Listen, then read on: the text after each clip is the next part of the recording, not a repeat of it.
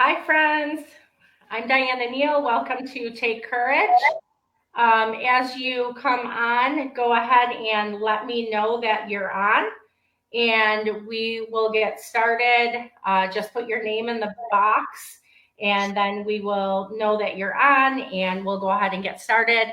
I am on tonight with my good friend, Annie Byrne, and I am super excited about tonight. It's going to be an amazing night, a great interview, and you are going to get so much out of this. So as you come on, just let me know that you are on and put your name in, and we will begin soon. So, Annie, thank you so much for being on with me. I'm super honored that you're here. No problem.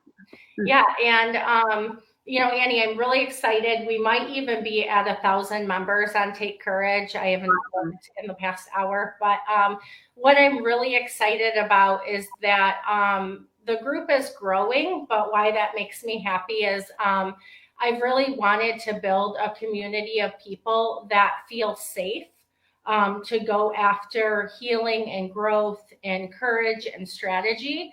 And I know that you're about that. I know that you're about strategy and seeing people whole. And, I'm excited because I want a safe atmosphere for people where they will be transparent and vulnerable at the level that they're comfortable at. And so I'm excited because I've been talking to people and getting messages from people saying, right now, this is the only community that I have. And so that is very interesting to me, but I'll get into that more later on a poll that I took. So I'm really excited because I know that you have so much knowledge, and you're going to have so much wisdom for people on tonight. And I'm really excited for this group to have you on. So thanks for being here. Absolutely. Yeah, so I'm just seeing some people on. So hi, Joy. Joy's on, and also Cindy and Sylvie and Priya. Hi, Priya. Brooke and Christina. Yeah, so hi, everyone. I'm on with Annie Byrne, and we're going to get started in a minute. So, yeah, we'll dive in. So I'm on with my friend Annie Byrne. She's a personal friend of mine, and she's walked me through a lot of things in my life. And Annie and I have been, getting closer, and she's walked me through a lot of things, transitions, and given me strategy and just wisdom. And it's just been incredible. So she has just such a gifting. She's the founder and executive director of Momentum Ministries. And she's a traveling speaker. She's a modern day prophet. She also does business consulting and coaching. And you can connect with Annie on her website, which is www.imomentum.org.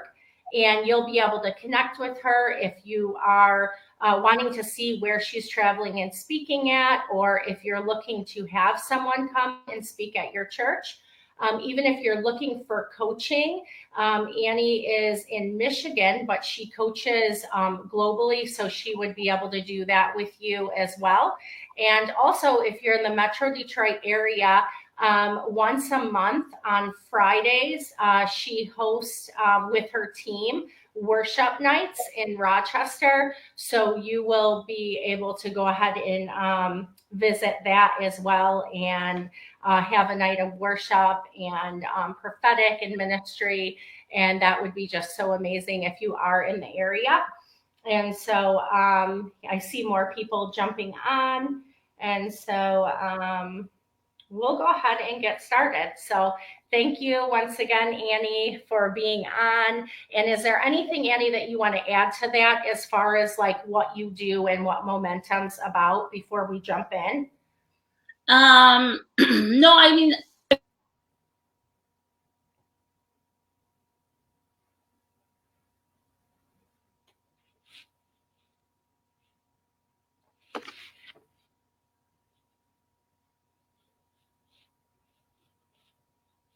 Sorry, friends. I'm not sure if there's a lag. Hold on one second. I don't know if I'm frozen here. Am I Okay. frozen? Am I frozen? You were frozen. Uh-oh. Because I saw it freeze. So, Okay. Did you see me freeze? yeah. Yes. Are we back? Are we good? We are good. So Okay. if our friends that are on, hi Danny, hi Dana, as you're on, if you guys do see us freeze for whatever reason, just kind of let us know so we can stop for a minute and then we'll keep going. But I think we're good now, Annie. So what I was saying is, I'm on with Annie Byrne, and she's with Momentum Ministries, and she's a traveling speaker, modern day prophet. She's does business consulting and coaching, and you can connect with her on www.imomentum.org. You'll be able to connect with her to see where she's speaking at. If you're looking for someone to come to your church and speak and move in the prophetic, or even anything with business consulting or coaching, you can connect with her. And I also talked about how Momentum Ministries is hosting one time a month on Fridays, worship nights as well, if you're local in the Metro Detroit area. But Annie, so if you can, do you have anything that you want to add to that? I think just like I've been doing this a long time. I have a background in social work. And so I love right now, I really love coaching because it's not at the corporate level or executive level. I have clients at all, at all stages of life and in all fields with all backgrounds. And I love that we're in an era where coaching has become something that people are personally seeking after to change their life. They're not waiting for somebody to spoon feed them answers. Mm-hmm. But we culturally are in a time where people are willing to pursue, dreams, goals, advancing, growing in life. And I think, boy, that's such a monumental statement for where we are culturally. And so the coaching side, I really love. The ministry side, love. And happy to be on tonight. We just got back from 2 straight weeks of travel. And so this is a fantastic time. So. Yeah, that's amazing. Say that again. But thank you for having me, for sure. Oh yeah, you're welcome. I love the coaching piece as well, obviously. And what I love about actually Take Courage and the people that are on in this group, like I've been putting out some challenging questions as well. And just to get people thinking, because I love the idea of coaching and strategy. And actually, we've done some prophetic in here as well. But, you and I have talked on a personal level about partnering with the prophetic words that we get and actually putting action to them. Mm-hmm. So, that I love, and that's my heart that we do that. But also that when I'm putting these questions out there, I'm wanting people to think about, well, what can they practically do? What are the barriers there and how can they get to the next place? And I know with your coaching, that's a big part of it, getting from point A to Z and bringing that prophetic insight into it.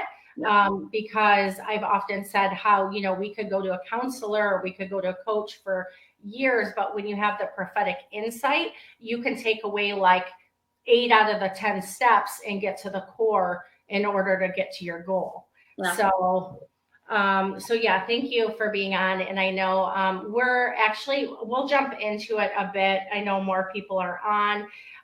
But this month we've been talking about moving from hollow to whole. And so I actually did a poll yesterday, and the poll was on basically 3 things. And it was, I'm already whole, or, I am on my way to wholeness. And then the third one was, I'm broken. I want to be whole, but basically I'm not sure how to get there, if I can even get there. Right. And so the one that was voted the highest was that I'm on my way to wholeness. And the second one was I am whole. And then the third one was being, I'm broken. And so I put out a post and I had said, what if moving from hollow to whole was actually just one mindset shift to I am whole. And so, I put that out there, and we have been talking about that because, a lot of people, they have this mindset that they're broken, and therefore they're seeing through that lens, and then their behavior is coming out of that place of that belief. And also, if you flip that to I'm whole and you begin seeing through that lens and then stepping out in wholeness, walking that process out, how much our mindset can affect our behavior. And so that was a big thing that we've been talking about.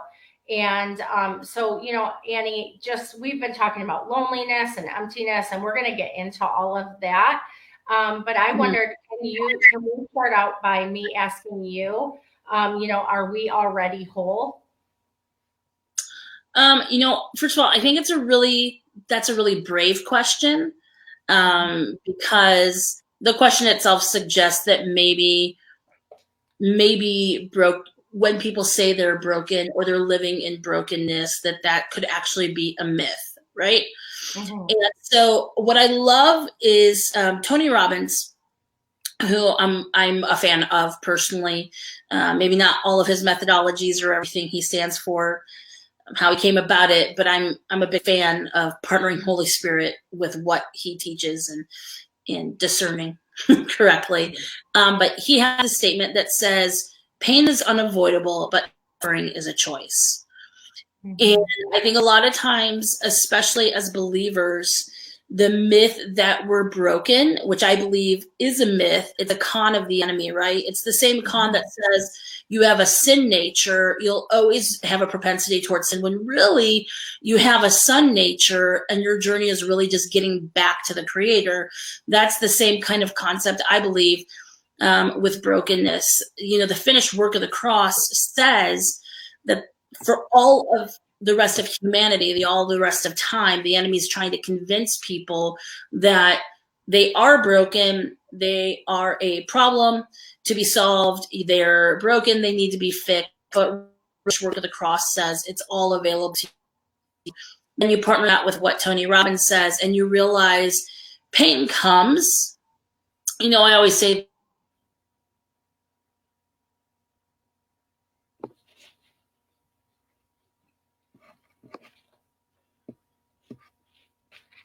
sorry, everyone. I think she's frozen.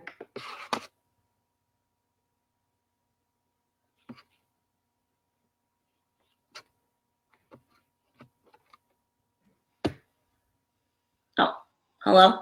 Annie, okay. So sorry. I think I'm not sure. So did anybody hear what Annie just said? Try muting and unmuting and check your volume.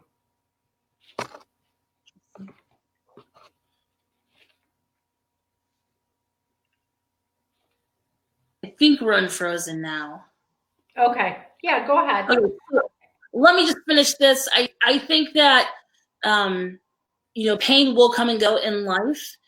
And I think brokenness is a big state of mind. It's a big factor of how you actually perceive the impact and the control that pain gets to have on you.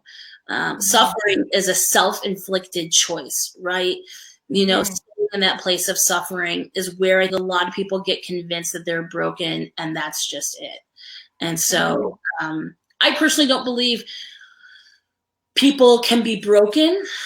I just don't think that that's, first of all, biblically, I don't think it's accurate. Second of all, the notion that people can be broken and that's it, and that, I can just be a broken person. What it does is it replaces hope for hopelessness. And I think that's the fight that we're in right now, right? Is removing the lie of the enemy that says you're broken and it'll always be this way and it's always going to be this way and you deserve to be broken. And that's a lie. And so we have to dismantle that. So point blank, I just don't think brokenness I understand people can feel that way. Do I think it's real that a person can be broken? No. Right. Yeah. Yeah, and we can feel that way. And that's what I was saying. And thank you for answering the question. That was a great explanation because, we can walk through, like, I'm a proponent of healing, inner healing, deliverance, counseling, coaching, all of it. Like, I've walked through it myself. However, just because you're walking through that and you're pursuing healing and you're pursuing this journey of healing and growth, that doesn't mean that we're broken. That gives us an opportunity to gain greater revelation of who we already are. So I don't believe that it's, if you're pursuing that, you must be a broken person. No, you want greater revelation of who you were created to be. And so, I love that. I think people should go towards that. But even, we've talked a lot on here about mental health and stigmas and things like that. And there's a huge stigma around, going to counseling or getting, whatever it might be, inner healing, that person must be a mess if they're doing that. And so, we've been talking about breaking stigmas off and shame. And so I love that we moved into talking about, this as well. And so making sure, are you frozen, Annie?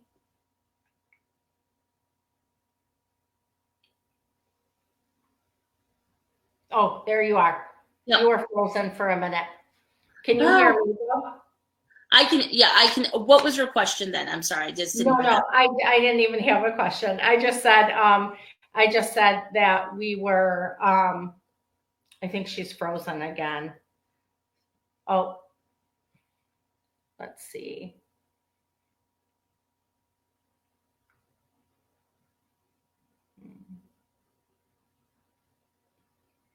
Sorry, friends. I'm not sure what's going on. I think it might be her connection where she's at. So let me just see.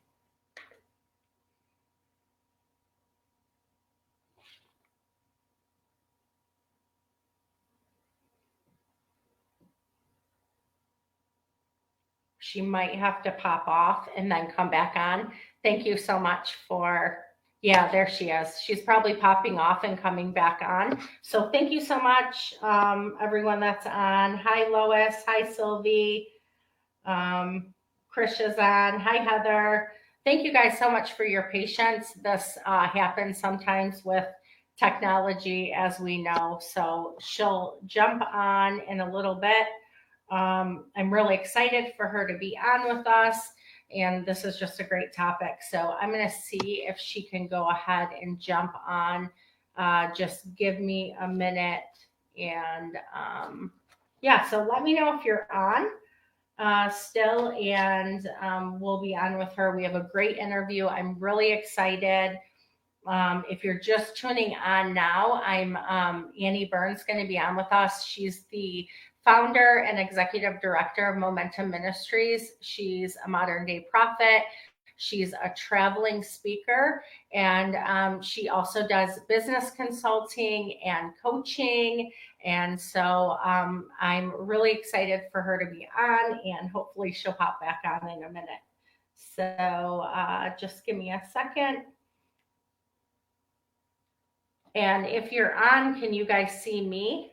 And can you hear me? I think it might be her connection, actually.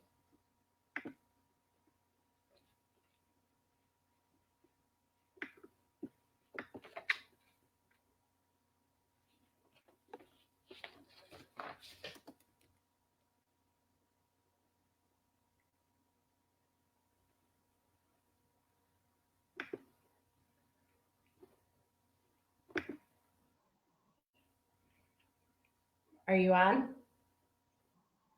Okay, I think we might have got lost. I'm not for sure, though, so hold on one second.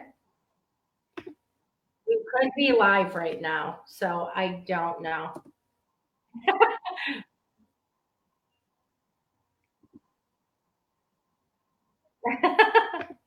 Okay, wait. I think we're on still. Let me see. Do you think it's your connection, Annie?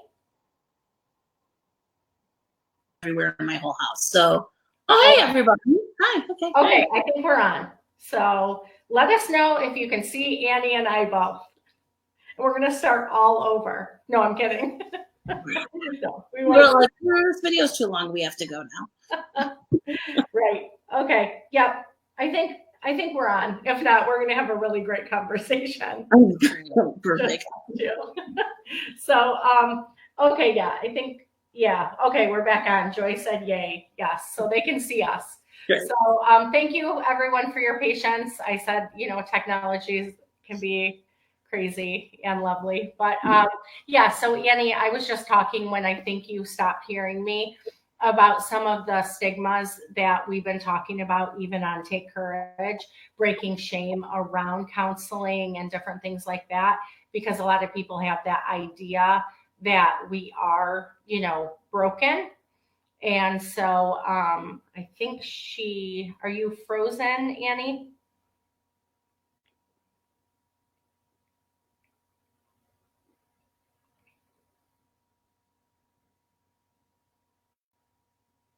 I think we are frozen. I think she's frozen.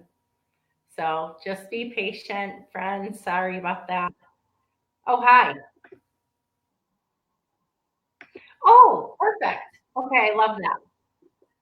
Okay, let me get you out of here. Thanks, friends, for being patient. Okay, here. Let me get you in. Mm, maybe not. Hold on one second, everyone.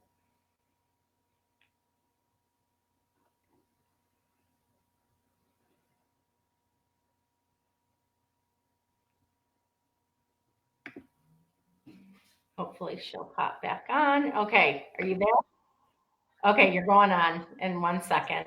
Great. Okay, cool. I think you'll probably be better now. Yeah. Yeah. Sometimes my internet lags too, so we'll just keep going on. Sorry, So everybody. yeah, no, it's okay. So yeah, people are still on, so I think it will be good. So yeah, so thank you so much for answering that question. So we were talking about Mental health and the stigma with mental health. yes, mental health and the stigma. So not looking at ourselves as broken just because we're getting help, that we're Right. already whole, but we're wanting to know we're wanting to know identity, right? Who we were created to be and to walk in Right. that and to walk in what wholeness is.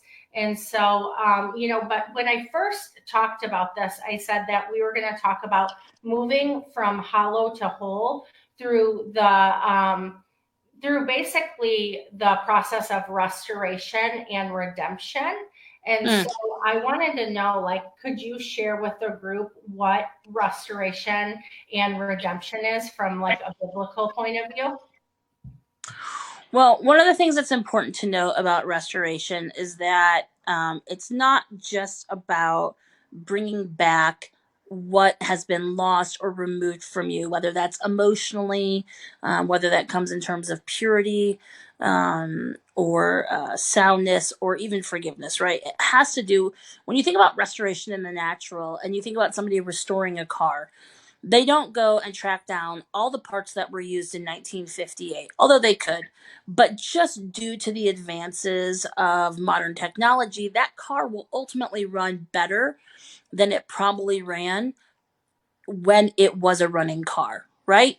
We have different oils, we have different everything that run through a car. And so when you think about the term restoration, you want to bring it to its original glory, but then you want to bring out based on the revelation of what's available today, and it makes that thing better than it was before. And so restoration isn't just about going back to how good it used to be. It's about bringing you to a place where you are better than you were before, Yeah. and that, I think, for a lot of people, they think about restoration and they think, oh, I'll get relationships back, I'll get my sanity back, I'll feel again. But it's not just about going back to where you were, because otherwise it would be like I just didn't want to live through the pain. I didn't want to live through the trauma. And what I love about the Lord is that he doesn't waste anything, right? He doesn't waste moments. He utilizes all things. He works them together for our good. And by working them together for our good, he doesn't reset us to where we were 3 years ago or 4 years ago. He brings us to fullness, to where we need to be in today's culture, in our life today. I always call it's like restoration fast forwards you in faith. And so it doesn't just reset you back to where the pain and the trauma was 6 years ago and then brings you back to that place of health.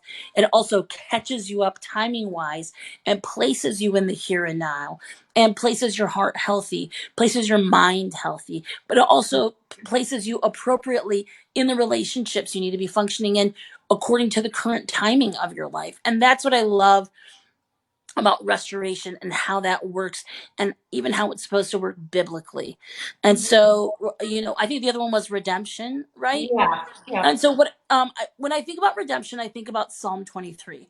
At the end of Psalm 23, it says he prepares a table for you in the midst of your enemies. And before that, it says, surely goodness and mercy shall follow you all the days of your life. And one of the big questions that I've often asked myself is, why would God tell me to sit down and eat when I'm surrounded by enemies? Mm-hmm. That just makes no sense. Yeah. If you were in the middle of a war zone, you wouldn't say, hey, you know what we should do right now? Let's just have some burgers. That seems so Yeah. so conflicting. The environments are so conflicting. Yeah. But what if, when his goodness and his mercy follow you, it actually changes your perspective, so that you don't see enemies as enemies? They're actually filtered through the lens of goodness and mercy.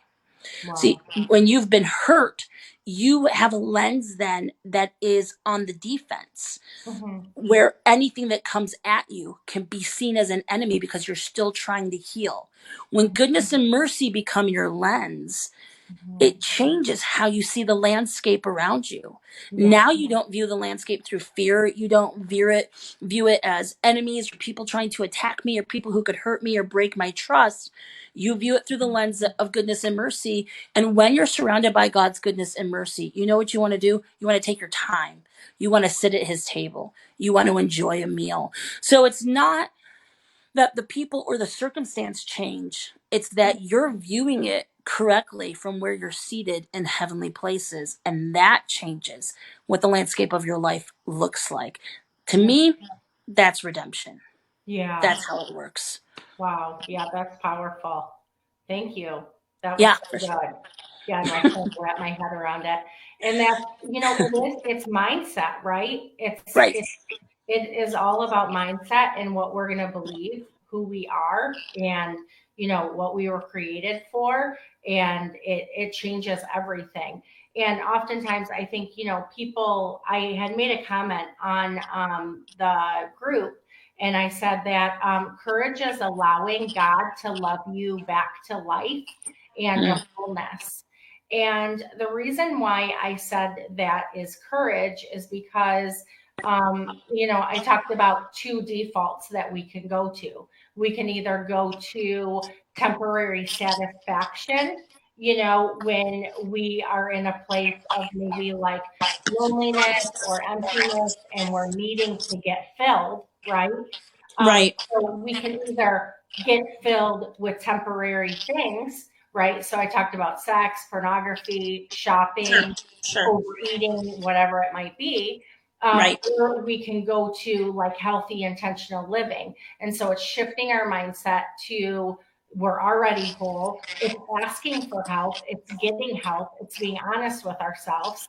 You know, right, it's difficult because we all have it, and like this group, I like to be transparent on here. Yeah, I said it's easier to obviously overeat or lose yourself in Netflix than to actually face the fear maybe of right, what it looks like to get honest with ourselves and what it looks like to get on the other side of some of the brokenness, right, that we're feeling, right, or the lack of knowing our sonship and all of those things in our identity, right? Um, right.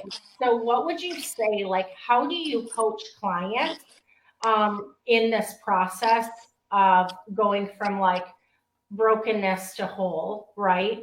Um, Right. what kinds of things do you work with them, like on mindsets, or what would it be? So even for Um, people, sorry, Annie, to no, go interrupt. ahead. Go ahead. Even No, for go like ahead. the people watching, like if they're saying, I've had a lot of people, message in or even write on the group, be all vulnerable and say, I am broken.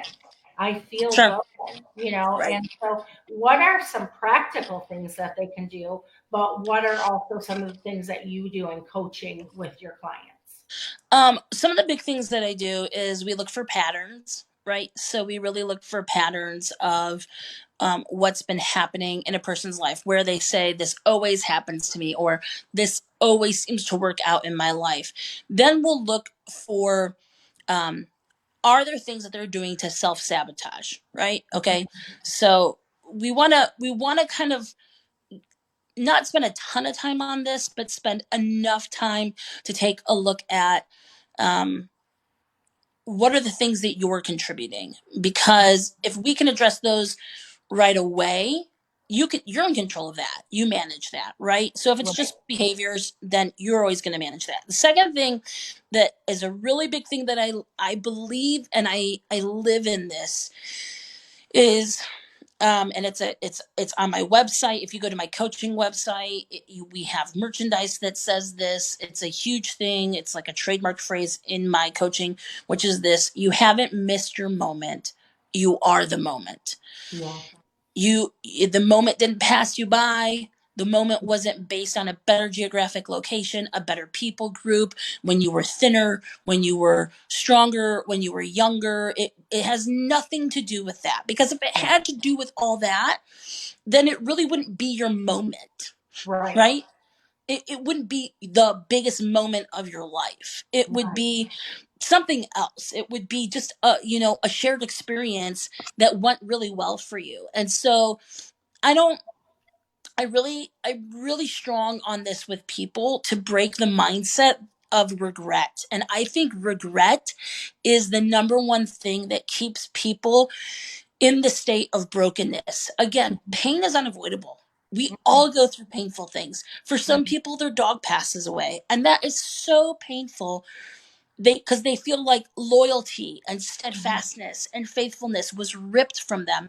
Other people, they lose a parent, which can be so much more traumatic. But it's not about the event, it's Yeah. about how you process the event. It's Mhm. not about the loss, it's not about the lack, it's about how you process it. And so, are we able to, as individuals, really place the trauma of life appropriately?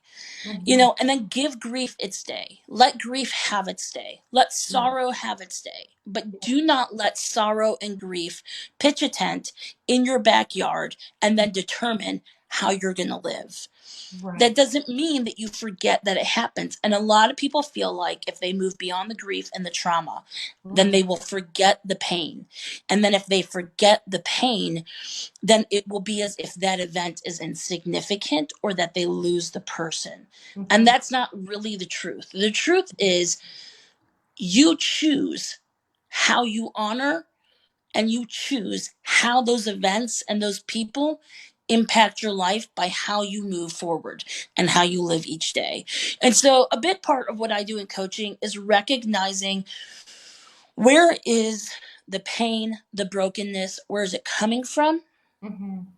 And then to really recognize, is this how you're meant to live? Are Yeah. you supposed to live in this for the rest of your days? And if you do, what will it cost you? And Mhm. if this isn't acceptable to you, then let's make some decisions on how you're going to move forward. And then let's gain strategy on Mhm. how you're really going to maximize who you are on the inside to take steps forward. Maybe you're a great processor. Maybe you're a great people person. Mhm. Maybe you are creative. Maybe, it's in you already, because Yeah. God already knew. He's not thrown off guard. He's Mhm. not like, oh my gosh, this happened in their life. Now what am I going to do? He doesn't get rattled. He knows exactly who you are. He knows where you are. And he was prepared for the pain before you even came across it. And if Yeah. he was prepared, then he's also got a plan. Now we just have to discover that together. Yeah, that's awesome. That's amazing. So you're basically saying you're going after patterns, you're going after mindsets, lies, Yeah. you're looking at regrets. And when you, like, from my experience, Annie and I talked about this a little bit right before I started Take Courage in August. I had a thought going through my mind, and it was all because of different regrets that were coming up. Okay. And so the Lord was asking me, I want you to deal with this. He was showing things and highlighting these things. Sure. And it was around the area of regret, but really, it wasn't as much regret as it was shame. And Yeah. so those two things are tied together. And Hmm. one day, I just felt him say to me, that shame takes the brutally honest truth and it twists it, and then it Yep. sucks the life out of you. Because, Yep. the difference between shame and guilt, shame says, that if you make a mistake, that you are a mistake. You know what I'm saying? And Right. so Yep. those are heavily tied to each other, the regret and the shame. And so the beauty of it is I love getting the lie, and some people, we know how to do it. We've been doing it and walking it out like on a daily or weekly basis, getting the lie, Right. exposing it, and then getting the truth. So what would you say to somebody if they are dealing with regret, of how to identify, if there's shame attached to it, or would you say that shame's always attached to it?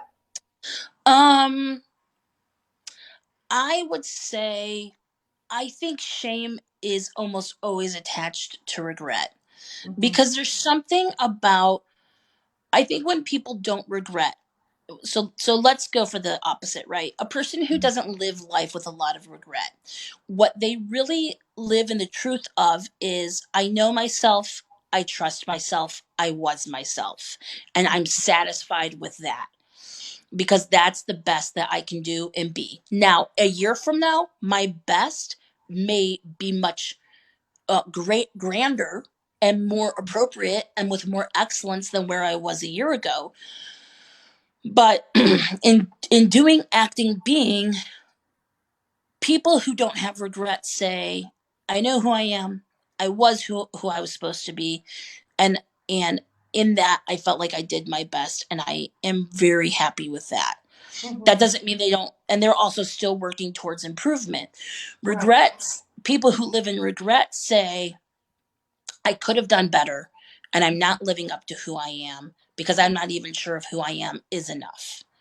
And Right. if who I am is not enough, then what am I even doing here? And Right. they go down a huge spiral.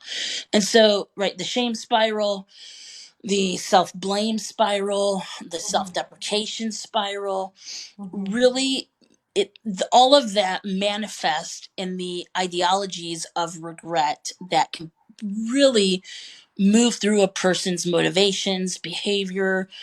Um, and the thing about shame is that shame will motivate you to safeguard it and protect it, Mm-hmm. because people feel like if they're honest about their shame, it's embarrassing. And Mm-hmm. their biggest fear is that the root of their shame is really true. So Mm-hmm. people will protect the root of their shame, because the enemy will say, if you're vulnerable with your shame, people around you will confirm your biggest fear about yourself. Yep. And your biggest fear about yourself is what produces the shame, right? So then shame makes you self protect. And usually self protection comes out in defenses called, personality blind spots. And those personality blind spots are often the things that cause repetitive cycles of quote unquote, brokenness in our life. Mm-hmm. Yeah, that is So, so good. Yeah, thank you. You're like, yep, that's the it. end. Yeah. Yeah, The end on that statement. Yeah. and with shame, it's like you said, it creates certain behaviors, and one of the biggest things is it's an isolator. For sure. And we've been talking about this, and the main thing we've really been touching on in the series right now has been on loneliness. Mm. And, that is huge. And you know that. And it's like loneliness, and just even around the holidays, like it was really on my heart that we do this now. Yep. Because I feel like around the holidays, November, December, it's like that is so heightened for many people. Like for us, it might be a time of celebration, but for other people, it can be such a reminder of Yep. loss. Yep. And so we've really been talking about loneliness. And I had made a statement that, community is the antidote for loneliness. Yep. And that, that trust is the antidote to fear, and that it takes courage to be able to go after community and to be able to trust again. And so Mm-hmm. on this, we've been talking about community.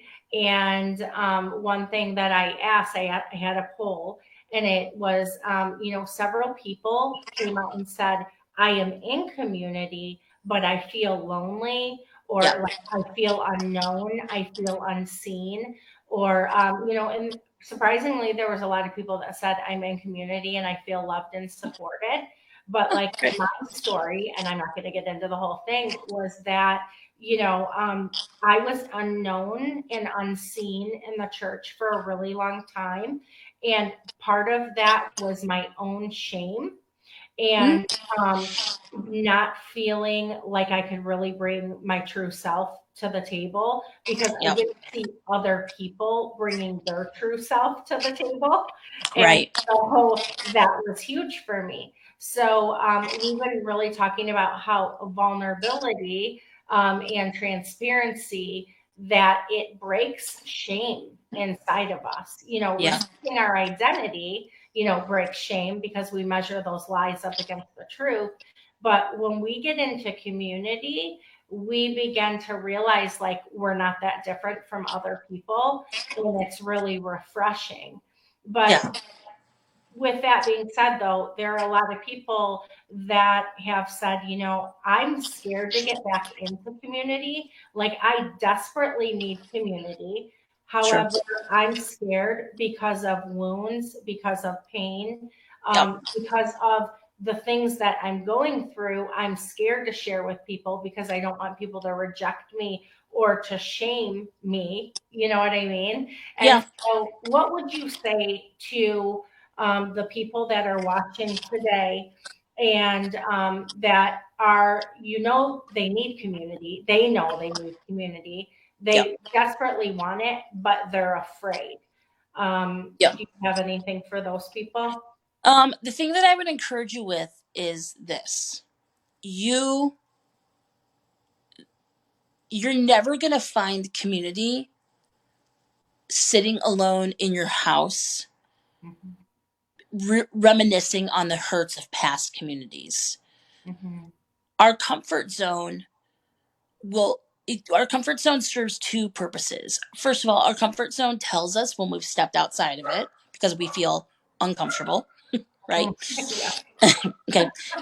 That's how you know it's a comfort zone. Yep. The second, right? Yeah. I have Revelation. lots of those. Yeah. Yeah. The second thing is your comfort zone. Um, it gives you safety. It Hmm. gives you safety when you need it. It also gives you safety when you've been wounded. It gives you safety to recharge. The challenge with a comfort zone is that if, in order for us to feel confident, we have to stay in our comfort zone, we will never grow, Right. because growth is uncomfortable, Hmm. Yep. because it challenges us, because it requires change. If it didn't require those things, it wouldn't be called growth. Hmm. It would be called staying the same. Yep.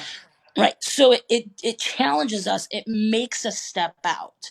And Hmm. so for people who feel lonely, and I understand that. I mean, I 1,000% get that. I think every leader on the planet, I mean, there's a reason why pastors have the third highest suicide rate, in the nation, but yet they're in a crowd of people who they're supposed to be leading and be vulnerable and be known by. Lonely, I always say this: loneliness is a demon, and it's a real thing, and it will come find you, and it won't stop. And Yeah. so, if it won't stop, you have to make some decisions on Yeah. how you're going to stop its control over you. Yeah. And it requires trust, Hmm. and it requires having a strategy. And I know Hmm. that this isn't like the touchy feely revelatory answer, but what Yeah. it is it's a real answer. If you want to kind of break this place of loneliness and find community, you need to have a strategy for yourself, recognizing it won't be comfortable and will require growth. One of Hmm. the biggest fears of people who've been hurt in community is that they will go in and they will have expectations that won't be met, and they'll be disappointed again by their leaders. This Yeah. is one of the biggest things that people who've been burned in the church, in organizations, in any type of community, it's one of the biggest things they say. And so rather than just deal properly with the disappointment, people have a tendency to write off community as a whole.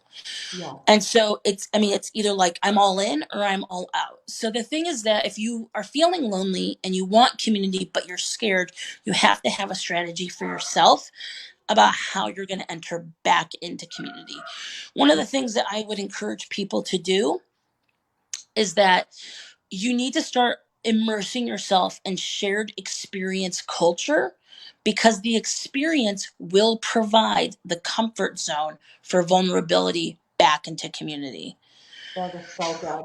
So, what I'm saying is, like, if there's a Christmas production at your church, volunteer to be the, like, hander outer of the programs or whatever. Yeah. The shared experience gives you the comfort zone of having something to do so you can monitor how much vulnerability you bring, and the process, the experience puts boundaries in place for what your expectation is going to be like of the community around you. Yeah. So you're able to test the waters Hmm. and meet people without having this expectation, good or bad, about who they're going to be. Like, if the person who you feel like you should be best friends with is, Mary, she's probably not going to sit down and have a heart to heart with you if you're the program hander outer. I mean, like, right. The shared experience is just going to dictate how close you're going to get. Yeah. But you could meet the person who's handing out the flyers next to you, and you guys have just enough conversation that maybe at the end you say to them, you know what? And this is where vulnerability will come in. Person who hands out the flyers with me, I was nervous coming into this Hmm. because I've not always had the best experiences in these kind of environments. Hmm. But being here with you tonight has been really important to me.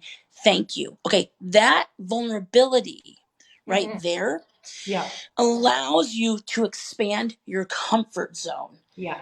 And it allows you to remove the expectation that vulnerability in community is going to hurt me. And Yeah. so your confession reestablishes the safety of you being able to go back into community. And that's a super simple strategy. Yeah. It's shared experiences. Shared experiences give us permission to say yes.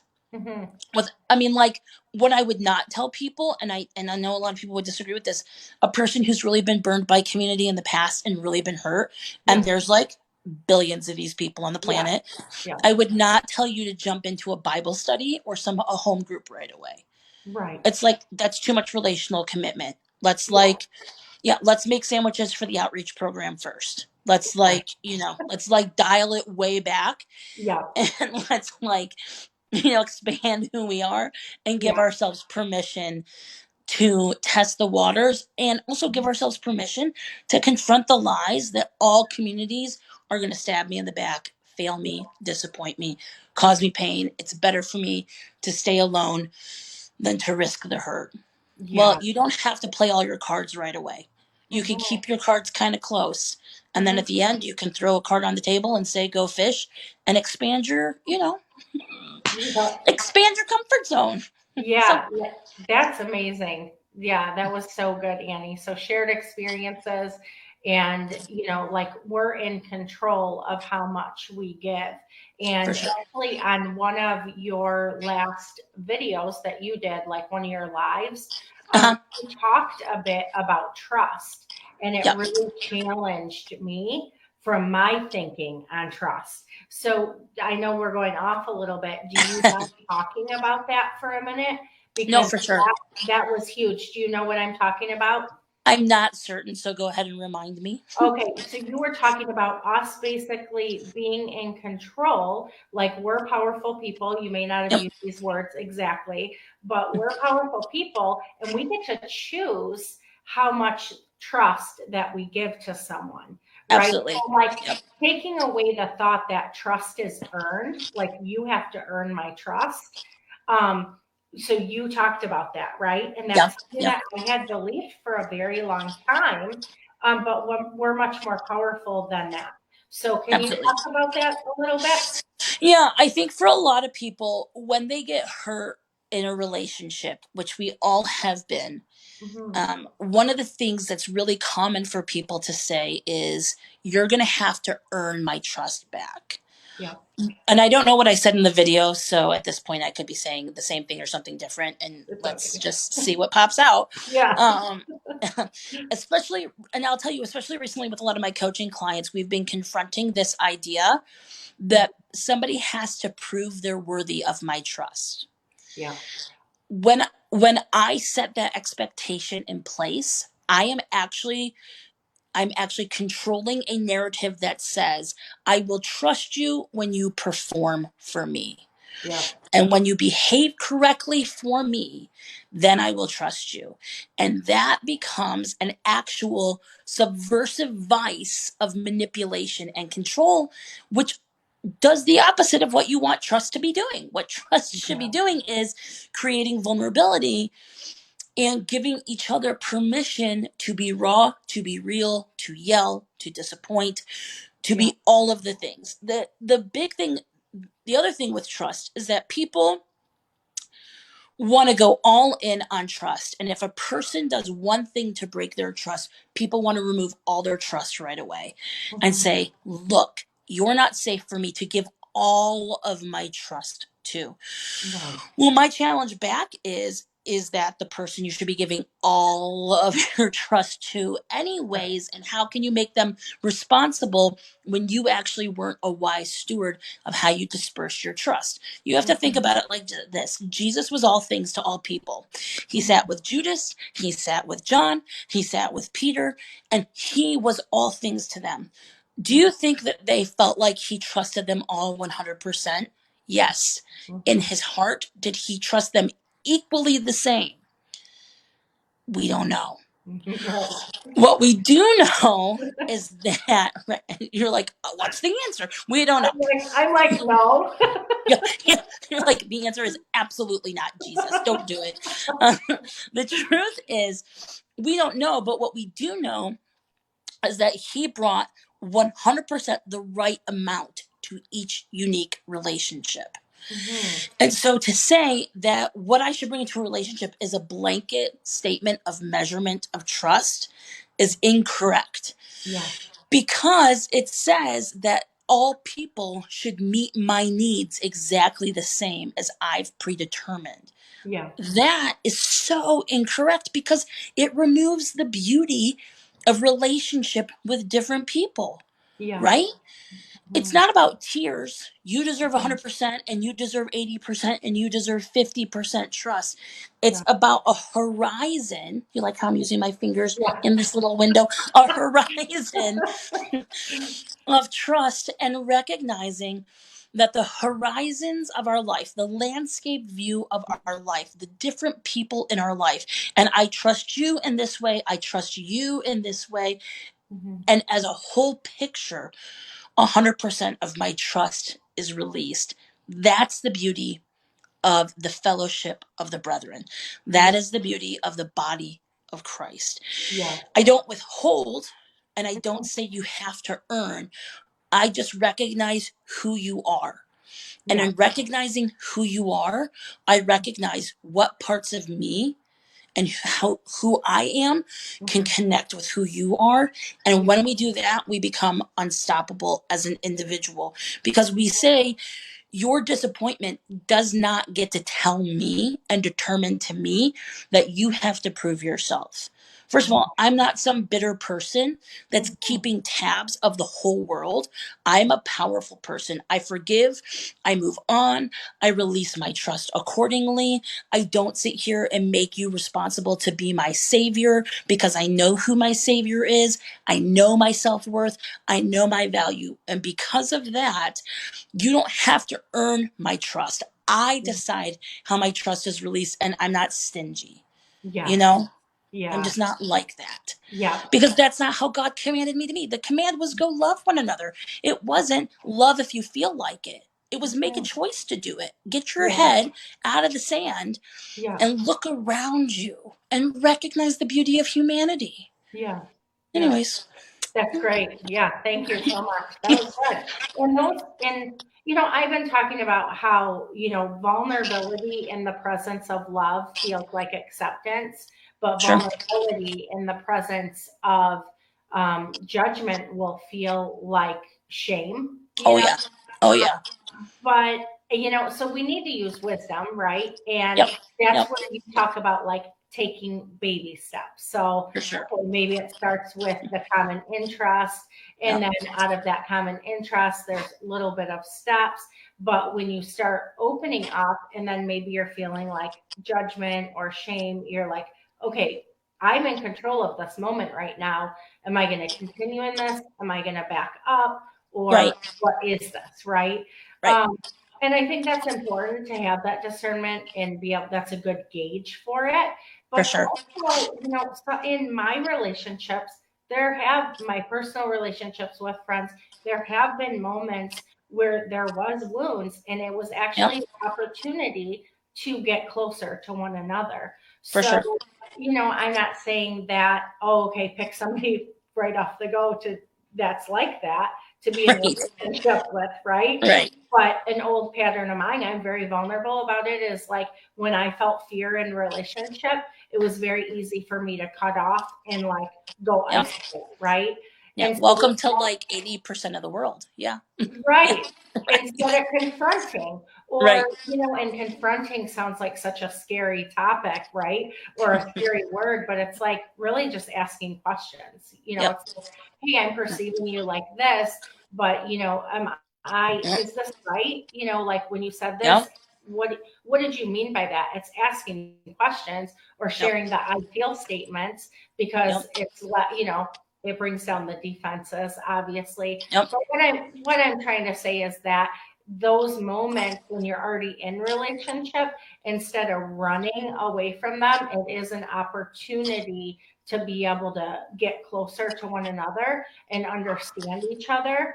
And I made a statement the other day that, like, in our weakness, I feel that in weakness, we almost bond more deeply than we Oh do sure. in celebration. Oh Like sure. we can Yep. celebrate, but like when I've come to you, Annie, on a personal level and have shared my struggles, I'm sure you felt closer to me in that moment than if Yep. I just call you like with all of the wonderful things happening in my life.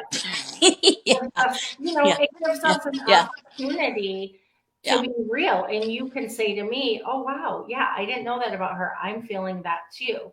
And Yeah. so it's an opportunity that I guess Absolutely. that's what I kind of wanted to bring I into it. I think I do want to say one thing. I think, I talk to so many people in coaching and just in life in general. And whenever I find out that a person, and it's usually a question I ask, about cutting relationship off when there's been hurt, and I call people who operate like that escape artists, right? Yep. Like, and that's not me. I'm not an escape artist. I'm a bulldozer. So if there's conflict with me, if there's a hurt with me, I'm going to push until we have resolution, which makes the escape artist like figure out 1,000 ways to get away from me, right? Like that's a toxic relationship, the bulldozer and the escape artist, right? Right. Um, right. And both are really controlling.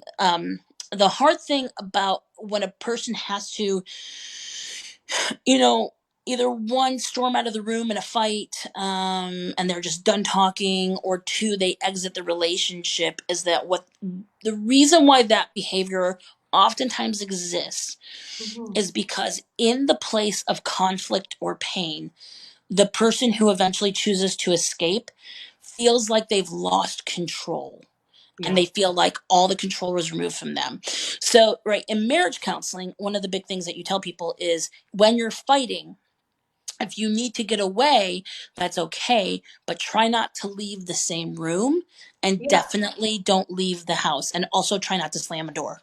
Mhm. But right, because when a person exits a relationship, a conversation, a confrontation, what they're really doing is taking all of the control of communication with them. And Mhm. no matter what the other person feels, whether they want to take ownership, whether they want to apologize, it doesn't matter, because Mhm. they no longer have any control.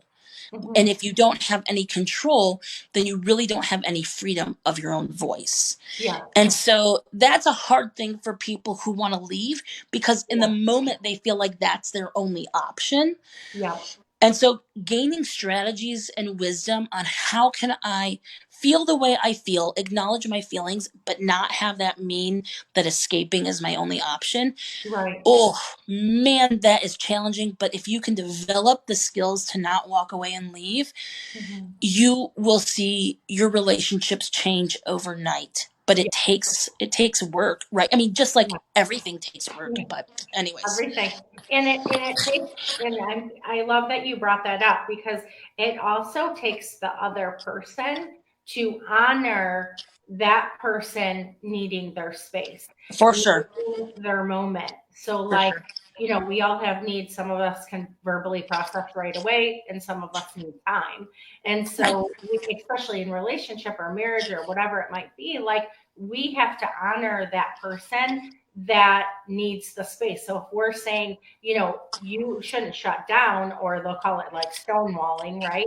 Like, you right, can't stonewall, you need to be present and stay in the room, right? But right, on our part, the other party, you need to be able to then honor that person and give them the time for that moment. And I've researched, and it says, like, you need, like, it should take the average adult 20 minutes to emotionally regulate. Like, any more than that, like, when it comes to conflict, like, right. for the average argument, disagreement, Yeah. I conflict, I right? can just imagine the people who are watching are like, oh gosh, like that's a staggering number that I am really either not even close to, or Right. yeah, yeah. Or like, I haven't talked to my spouse in 3 days. Yeah, or like I don't Right. know, 6 years, right? Whatever. Yeah, Right, exactly. right, So right. I love that we went off into this, because I think, it's important. Because I was the escape artist, Yeah, it was yeah, uncomfortable for me. But I've learned, and that was part of my process where I talked about regrets.